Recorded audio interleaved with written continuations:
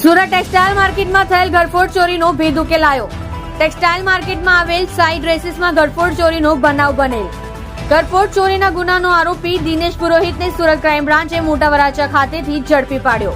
Crime બ્રાન્ચે આરોપી પાસેથી કુલ 55,000 રૂપિયાનો મુદ્દામાલ કબજે કર્યો.